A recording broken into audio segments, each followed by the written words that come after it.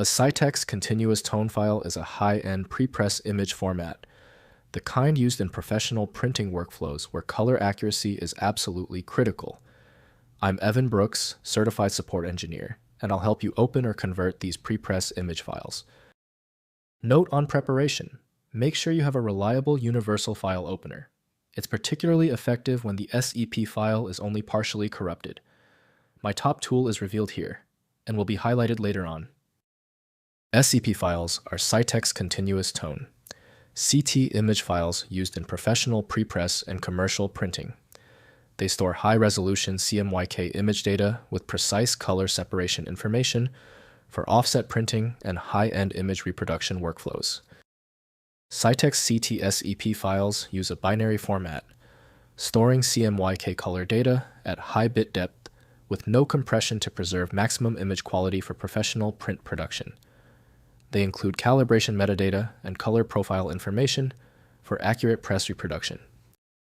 For full editing functionality, SEP requires Adobe Photoshop, which is supplied by Adobe Systems Incorporated.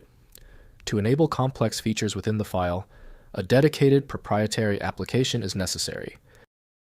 Windows offers limited editing options, so complete image control requires imaging software. Your essential first step is the Open With action. Right-click the SEP file and select Open With. If Adobe Photoshop is installed, select it. If not, choose another program. Every app deserves a chance to open the file. When your SEP file does not open, it is usually a small issue. We're going to use the universal fix, but it helps to know the source. Here are the most common technical culprits behind your system's rejection of the SEP file. First, opening the file. Open the SEP file in Adobe Photoshop, which provides native Scitex CT format support. Use File, then open and select the SEP file. Photoshop will display the CMYK image with all color channels for professional editing and pre-press preparation work. Next, converting to TIFF. After opening the SEP file in Photoshop, use File, then Save As, and select TIFF format with LZW compression. Maintain the CMYK color mode for print workflows, or convert to RGB via Image, then Mode, then RGB color, for screen and web use applications. Finally, working with color separations.